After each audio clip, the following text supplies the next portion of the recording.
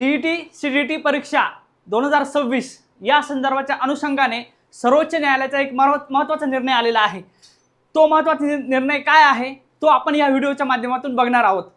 नमस्कार विद्यार्थी मित्रांनो, मी Suraj Amre TET CTT TET फॅक्टरीच्या ऑनलाईन प्लॅटफॉर्मवर तुम्हा सर्वांचे स्वागत आहे। आपण बघूया की टीईटीच्या संदर्भात काय निर्णय आलेला आहे। साधारणपणे टीईटी परीक्षा ही सर्वोच्च न्यायालयाने सक्तीची केलेली होती हे आपल्याला माहिती आहे, परंतु अनेक संघटनांनी या ठिकाणी रिव्ह्यू पिटिशन दाखल केलेलं होतं। या अनुषंगाने 65 याचिका दाखल केलेल्या होत्या सुप्रीम कोर्टामध्ये आणि त्या संदर्भात जे अपील केलं होतं त्याचा सर्वोच्च न्यायालयाने निकाल दिलेला आहे आणि तो निकाल काय आहे या ठिकाणी आपण बघूया। साधारणपणे हे नंबर आहे, या नंबरच्या रिव्ह्यू पिटिशन दाखल झालेले होते। त्यामध्ये जर आपण बघितलं की 32 नंबर 33 नंबर आणि 34 नंबरचा जो पॉईंट आहे त्या पॉईंटमध्ये जर आपण बघितलं सर्वोच्च न्यायालयाच्या निकालाची ही पीडीएफ आहे। तुम्हाला जर ही पीडीएफ आवश्यक हवी असेल तर मला पीडीएफ अशी कमेंट करा, मी तुम्हाला पर्सनली ही पीडीएफ शेअर करतो।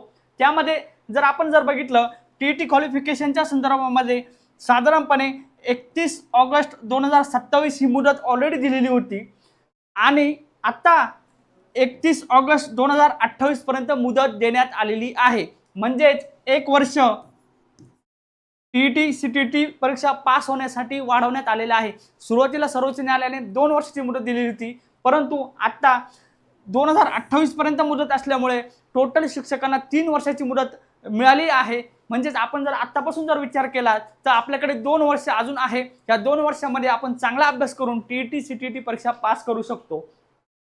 त्यानंतर 34 नंबरचा जो पॉईंट आहे त्या ठिकाणी सर्वोच्च न्यायालयाने काय सांगितलं आहे की 2 वेळा वर्षातून 2 वेळा टीईटी सीटीटी परीक्षा म्हणजे आपण ऑर्गनाइज केली पाहिजे। सर्व राज्य सरकारांना त्यांनी सांगितलं आहे की महाराष्ट्र परीक्षा परिषद असेल, महाराष्ट्र शासन आणि त्याचबरोबर सीबीएसई पॅटर्न असेल, म्हणजेच केंद्रीय लेवलच्या ज्या परीक्षा आहेत आणि स्टेट लेवलच्या ज्या परीक्षा आहेत त्या सर्व राज्य सरकारांना सर्वोच्च न्यायालयाने सांगितले आहे की 2 वेळा वर्षातून 2 वेळा टीईटी परीक्षा सीटीटी परीक्षा ही आयोजित करणे आवश्यक आहे। म्हणजेच 6 महिन्याच्या पिरियडमध्ये एकदा परीक्षा आयोजित करावी आणि पुढच्या 6 महिन्याच्या पिरियडमध्ये दुसरी परीक्षा म्हणजे वर्षातून 2 परीक्षा आयोजित करणे आवश्यक आहे। अशा पद्धतीने एक्झाम घेण्यात यावा असं सर्वोच्च न्यायालयाने या माध्यमातून सांगितलेलं आहे।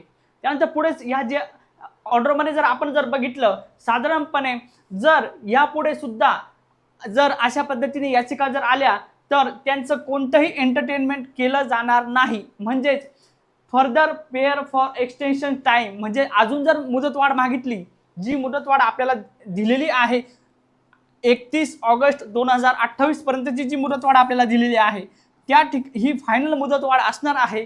आणि जर अजून मुदतवाढ मागितली शिक्षक संघटनांनी किंवा कुणी शाळांनी तर पुढे त्यासाठी कोणताही टाइम शॅल बी एंटरटेन्ड।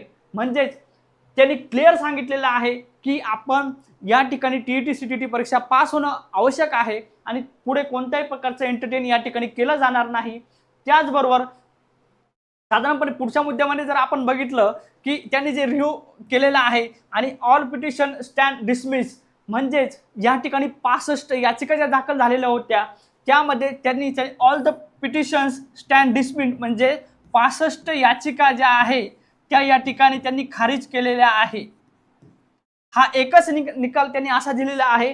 हा निकाल काल 29 मे 2026 ला म्हणजे काल आलेला आहे आणि सर्वोच्च न्यायालयाने क्लिअर सांगितलेलं आहे की ज्या सर्व याचिका आहे त्या सर्व आपण निकाली काढत आहोत आणि ह्या एकाच निर्णयातून त्या सर्व याचिका निकाली निघत आहे। म्हणजे खूप मोठी अपडेट शिक्षक बांधवांसाठी असलेली आपल्याला दिसून येते।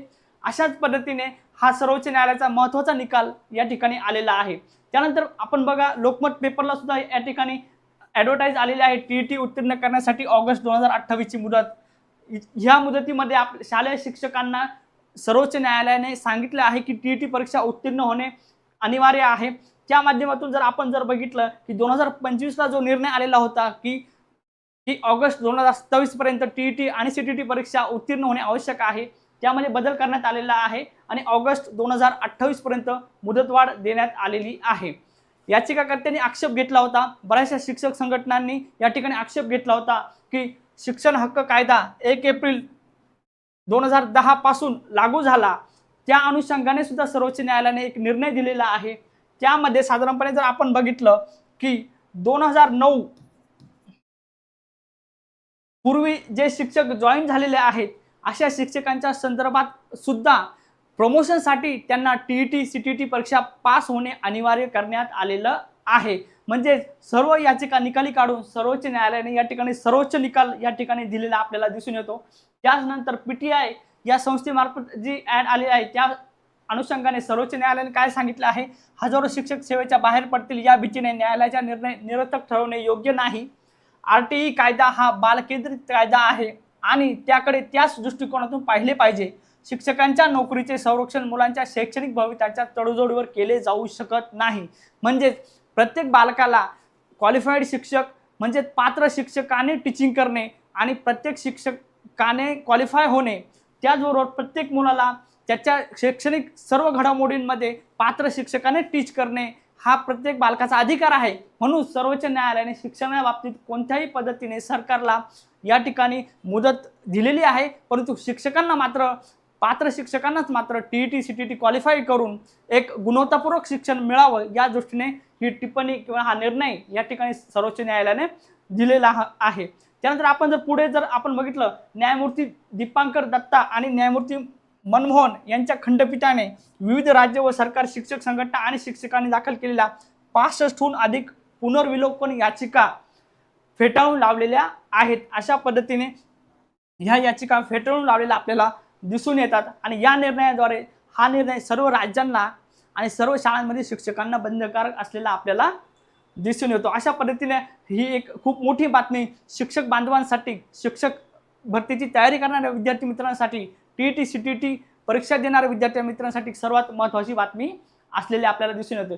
त्यानंतर आपण जर पुढे जर बघितलं की टीईटी सीटीटी या अनुषंगाने साधारणपणे अनिवार्य होणे आवश्यक आहे।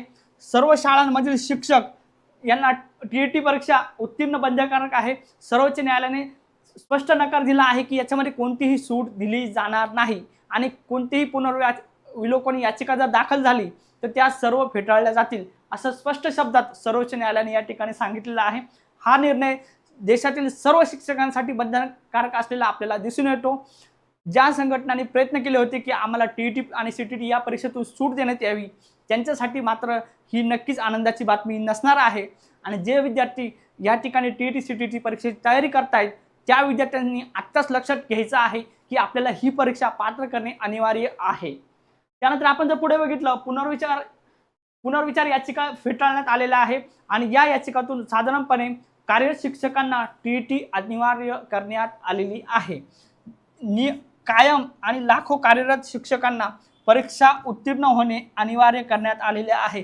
म्हणजे शिक्षकांना आपली नोकरी टिकवण्यासाठी आणि ज्या शिक्षकांना शिक्षक भरतीमध्ये एनरोल व्हायचं आहे किंवा शिक्षक भरतीची जी तयारी करणारे विद्यार्थी आहे त्या विद्यार्थ्यांना सुद्धा ही बातमी सर्वात महत्त्वाची असणार आहे।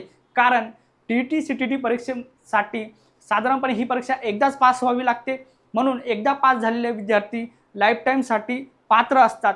म्हणून ही परीक्षा खूप गांभीर्याने आणि खूप अभ्यासपूर्वक आपल्याला आता याची तयारी करावी लागणार आहे। त्यानंतर पुढे जर आपण बघितलं, न्यायालयाचा एकमेव दिलासा काय आहे की 1 वर्षाची अतिरिक्त मुदतवाढ देण्यात आलेली आहे। म्हणजेच सुरुवातीला साधारणपणे ऑगस्ट 27 अशी मुदत होती, ऑगस्ट 2027, परंतु आता मात्र 1 वर्षाची अतिरिक्त मुदतवाढ या ठिकाणी या निर्णयातून देण्यात आलेली आहे आणि आता मुदत आहे ऑगस्ट 2028।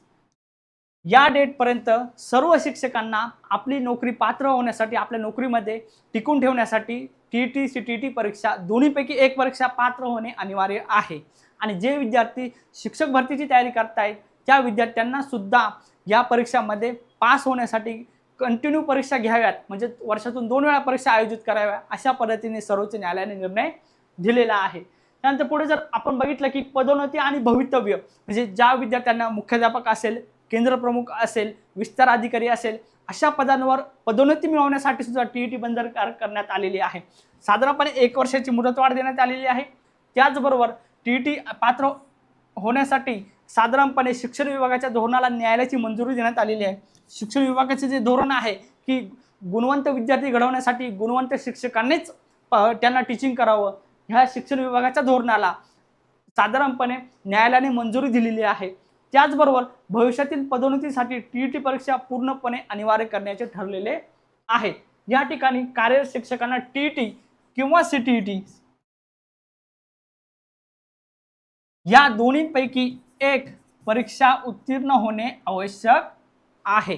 एक तर सेंट्रल गव्हर्नमेंटची सेंट्रल टीचर एलिजिबिलिटी टेस्ट असेल किंवा महाराष्ट्र गव्हर्नमेंटची टीचर एलिजिबिलिटी टेस्ट म्हणजे टीईटी परीक्षा, महा टीईटी पात्र होणे पदोन्नतीसाठी सुद्धा आवश्यक आहे।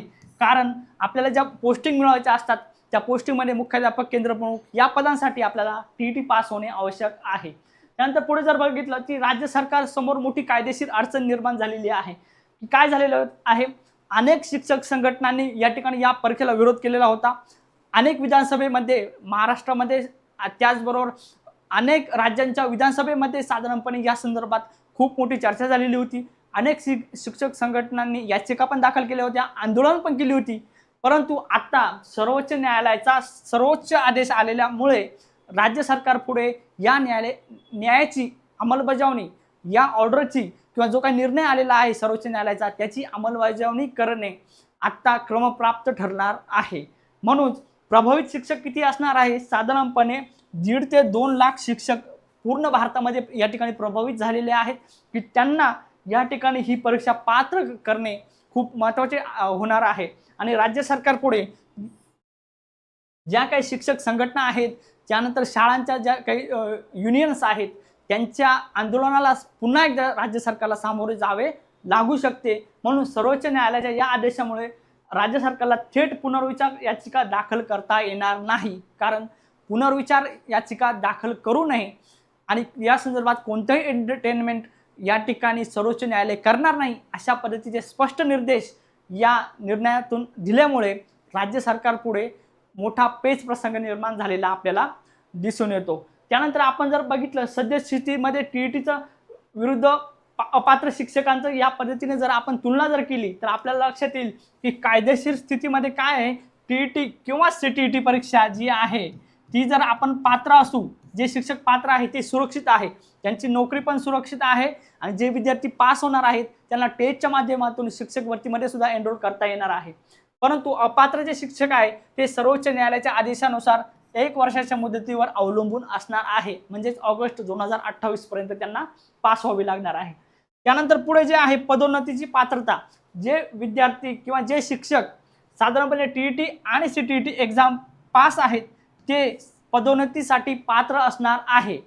परंतु जे विद्यार्थी अपात्र आहे ते शिक्षण विभागाच्या यादीतून वगळले जाणार आहे, त्यांची नोकरी या ठिकाणी धोक्यात येणार आहे। अशा पद्धतीचा निर्णय या ठिकाणी झाल्यामुळे शिक्षक पात्रता परीक्षा ही पास होणे अनिवार्य आहे। त्यानंतर उपलब्ध दिलासा काय असणार आहे, कोणत्याही प्रकारचा दिलासा या टीईटी आणि सीटीईटी परीक्षा पात्र होण्यासाठी देण्यात आलेला नाही आणि केवळ 1 वर्षाचा अतिरिक्त वेळ या ठिकाणी या दोन्हीपैकी एक परीक्षा पास होण्यासाठी देण्यात आलेला आहे। अतिरिक्त वेळ या ठिकाणी 1 वर्षाचा मिळालेला आहे, ही एकमेव दिलासादायक गोष्ट सर्व शिक्षकांसाठी असलेली आपल्याला दिसून येते। त्याचबरोबर पुढचा पर्याय काय असणार आहे, करिअरच्या प्रगतीवर लक्ष केंद्रित करणे आणि त्यासाठी मात्र परीक्षा उत्तीर्ण होण्याशिवाय दुसरा कोणताही कायदेशीर मार्ग या ठिकाणी नसणार आहे। म्हणून सर्व विद्यार्थी जे डीएड, बीएड आणि एमएड असेल अशा विद्यार्थ्यांना ही परीक्षा पास होणे महत्त्वाचे आहेच, परंतु जे शिक्षक ऑलरेडी नोकरी करतायत त्यांना आपली नोकरी टिकवण्यासाठी मात्र सुद्धा ही परीक्षा पास होणे अनिवार्य आहे आणि त्या संदर्भात कोणताही कायदेशीर मार्ग आता या ठिकाणी उपलब्ध नसणार आहे। साधारणपणे ऑगस्ट 2028 पर्यंत या ठिकाणी मुदत देण्यात आलेली आहे।